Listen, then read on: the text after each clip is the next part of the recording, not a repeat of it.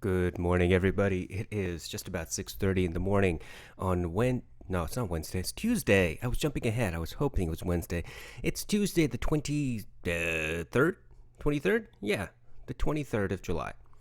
And this is a follow-up to yesterday's video, which was the Mojo versus the JDS Labs. And because it's an hour long, my shtick now is if it's a long video, I need to follow up with a shorter video and give a summary for those who just don't want to listen to the longer version. Totally understandable. I don't think I'd want to listen to my voice for an hour. Okay, so bottom line, is the Mojo a replacement for the JDS Labs? Can you take the Mojo? Can you buy the Mojo and say to yourself, I'm not losing anything with not having the JDS Labs? Yes, you can, if that's what you want. Yes, of course. Because bottom line is that the Mojo sounds equally as good as the JDS. The slight difference, as I noted yesterday, was with seemingly a very small amount of bass boost on the Mojo. And it's not so much that it feels like it's overwhelming, it's just enough to be noticeable. But it's not noticeable all the time. It really just depends on the track, the instrument being used, and the volume. If you bump up the volume on the JDS Labs like I did yesterday, you might be able to kind of get really close to that sensation of the bass being a little bit elevated on the Mojo. But it doesn't get close enough. It's not like, yeah, if you add just a little bit more power to your headphones, you'll get exactly the same sound. That's not quite what happens, but it gets close enough. The question then becomes, what sound signature do you want? The Mojo, I would submit, from my listening experiences so far, especially when comparing to the JDS, is that the Mojo is a little bit warmer, more organic sounding. And I know that's a very amorphous terminology. It's hard for people to understand what I mean by analog and warm. Here's how I would describe it. It does not sound as if it is analytical, meaning I'm not getting every single hyper detail in a song. Indeed, I would submit that my listening experience with the Mojo has been the following. The frequency ranges tend to get a little smeared. So if there's a lot of detail and hyper detail, the Mojo just kind of blends that hyper detail with other frequencies. Now you can hear the detail in the background somewhere, but it's not as easy to discern. When you compare the Mojo with the THX, which we did, it's immediately apparent that the THX is much more analytical, and it does provide the information, that detail in the background, and you don't have to go hunting for it. So it's not as if the Mojo doesn't provide the detail. It does. It just kind of covers it up a little bit. It blends it with the other frequencies. What's the benefit and what's the cost of that? Well, the benefit would be that if you simply want an easy listening experience, you're not looking for a THX type sound, hyper analytical, reference class sound, then the Mojo is an option for you. With that said, the JDS Labs is pretty much the same thing as far as tonality goes. It too, the Element does as well provide an organic sensation, but it doesn't have that slight, ever so slight bass boost as the Mojo does. Which is more neutral of the two?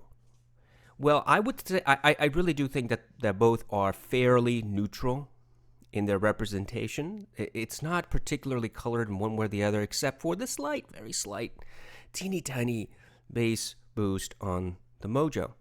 Of the two, which is more neutral? Well, the JDS Labs. It's slightly, ever so slightly more neutral. Next thing, which one is cleaner? Which one has less noise? They both have practically zero noise. Okay, I can't hear any noise. So let's really quickly take a look at the specifications for the noise. Where is it? Okay, THD plus N is 0.0009% on the Element. And on Chord Mojo, which does not provide, here we go, technical specs, its THD is 0.00017%. So 0.00017% versus 0.0009%. Now you may say to yourself, well, the Chord Mojo is definitely cleaner because 0.0009 versus 0.00017. So it's not 17, it's 17. It's another, the 7 is the other next decimal point over. So which one is cleaner? Well, okay. It doesn't matter. Honestly, it doesn't matter. When you get down to numbers that ridiculously low, you have to have uber sensitive IEMs to find the noise. And you have to be really hunting for the noise to find it. It's that low. And if you have IEMs that are extremely sensitive, then look, you should not be using either of these two units. You shouldn't be using the Mojo and you shouldn't be using the JDS Labs. You should be using something that is dedicated for IEMs. If for no other reason than because those dedicated units that do have an IEM port, like the RME ADI2, what the RME does, for example, is that when the IEM port is engaged, it will specifically cut down the volume so that you're not going to blow your eardrums, and it's the signal to noise ratio on the IEM is slightly better tuned than on the quarter inch out because IEMs are supposed to be more sensitive. They are more sensitive. They're smaller drivers, and they don't require as much power to run. So if you are going to use IEMs, why would you do it with something like the Mojo or the JDS Labs, which is overkill for an IEM? Does that kind of make sense? So unless you're using IEMs, it's up to you whether you want to use it or not. Unless you're using IEMs, you're not going to be able to tell the difference on normal headphones. Normal headphones being anything, absolutely anything. The vast majority of people will probably run across Sennheiser's headphones. And because of mass drop and all the hype, they are likely going to run across the 6XX or the 600 or the 660. And you're not going to hear any noise.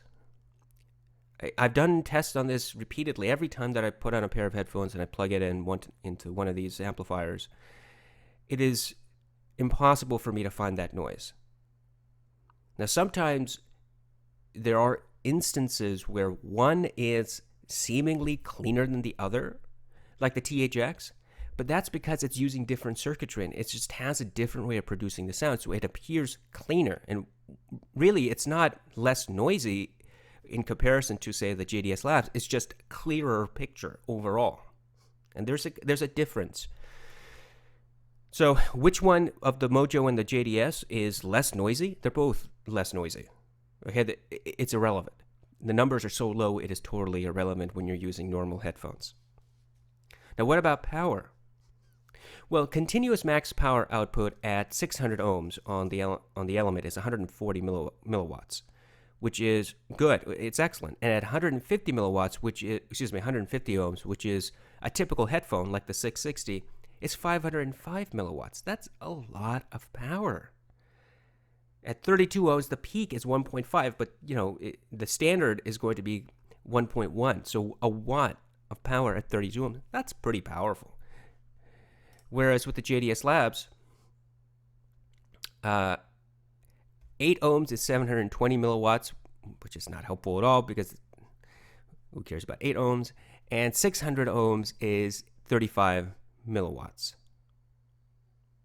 And that's a huge difference, 35 milliwatts versus, 140 milliwatts on the JDS Labs. Now, the numbers here signify a substantial difference, but I tell you this, my listening yesterday, the JDS Labs got as loud as the Mojo, and the Mojo got as loud as the JDS Labs without any difficulty. Indeed, I was trying to match volume on both, and it was difficult to match volume on both because I'm working with colors on one and an actual dial on another. That being said, they sound practically the same volume-wise. I'm not I don't think that you're going to have an issue unless you have some really difficult headphones to drive. 600 ohm with a sensitivity of 85 decibels or something like that. You're not going to have trouble with either of these. The vast majority of headphones that you will use are going to be driven equally easily on both. Now, what about the connection options? Well, here's the thing. The connectivity for the JDS Labs, you have an analog input, which is RCA, and then you have USB. So RCA in and RCA out, if you want to use just the DAC portion. Say you want to plug it into a pair of speakers or something like that. And then you have digital input, which is the USB. So really just the RCA is all you have. However, with the Mojo, you have a number of options. You have optical, you have 3.5 millimeter coax, you have the SPDIF, which is doubled with the coax, and you have the USB. Right? So the USB is for your computer, plus there's a separate USB for charging. So you really have 4 connection options. And if you're looking for a device that will give you the option to connect to multiple devices, then yes, the Mojo is the clear winner, no doubt. You can have 3 of these inputs connected at the same time. Now the coax port is, like I said, double. You can use 3.5 millimeter in, or you can use the SPDIF in. I suppose you could find a splitter somewhere. I haven't looked, so I don't know. But theoretically, you could find a splitter for the coax port that does the 3.5 millimeter, and it also has a Y splitter for a SPDIF. So if that's possible, you could have all 4 options available to you, everything plugged in.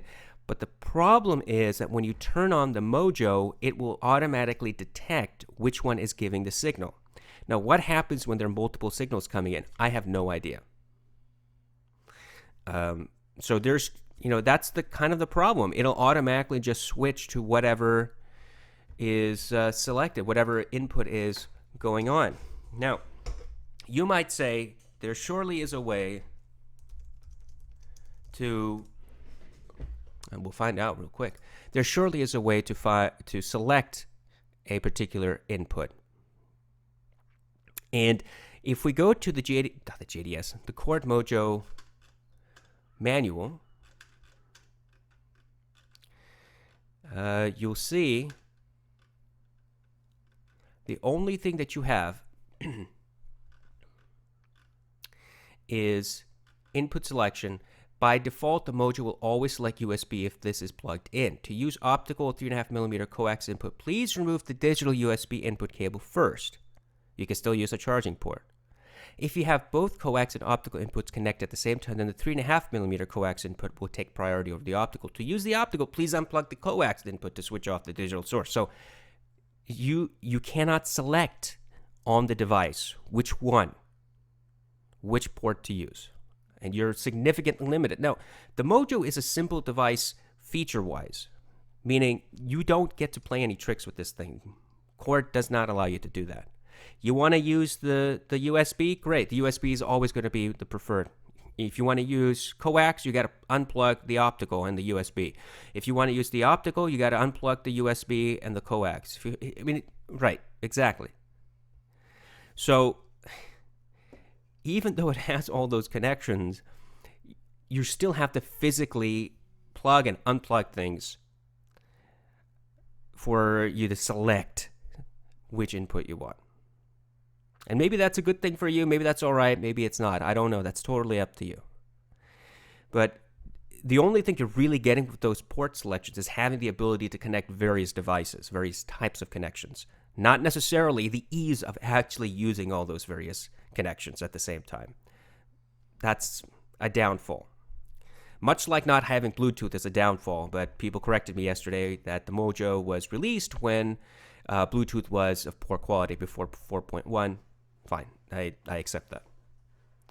Which also, by the way, doesn't have Bluetooth, so there you go. Okay, so between the two, bottom line, which one is the better device? For portability, the Mojo, clearly.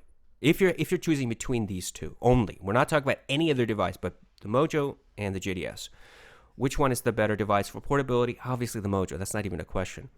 But if you're talking about sound, it can cut either way. It doesn't matter. Now, if you say, I want something with a lot of power. Well, I think that both drive headphones equally well. But if you want a surety that your headphones are going to be driven without any problems, and you are looking at the numbers, and the JDS Labs is significantly more powerful than the Mojo. If you talk about connection options, then there is no doubt that the Mojo has more options for connectivity, but it's not that easy to actually use the connectivity. Just like with understanding the lights and the three orbs here, it's like Close Encounters of the Third Kind. At the end of the movie, all the scientists build this giant screen, and they have pianos playing, and the lights are showing off, like the Taste of the Rainbow thing. That's basically what Mojo did. They stole from that movie. They should pay Steven Spielberg. And you got to decipher what that is. You have to decipher what the colors mean. You have to figure out, okay, do dual pink mean a certain volume level? It's kind of silly. It's a gimmick. It's not particularly user-friendly. But once you use it, if this is the only device you have, you should get used to it. It shouldn't be a problem. Okay, hopefully this has been of some help. 15 minutes, that's as short as I can make this and give you some of the information, distill it all together. Bottom line, they're both equally good. Pick the one that you like. But frankly, if you're looking for just a desktop solution, I still think that the JDS Labs is superior, if for no other reason that it's $200 cheaper. And it's more powerful on paper, but it's $200 cheaper. And if you're getting the same sound, why not pay less? Have a wonderful day. Thank you so much for listening and watching, and I appreciate all of you for subscribing. Have a wonderful day, and we will talk soon.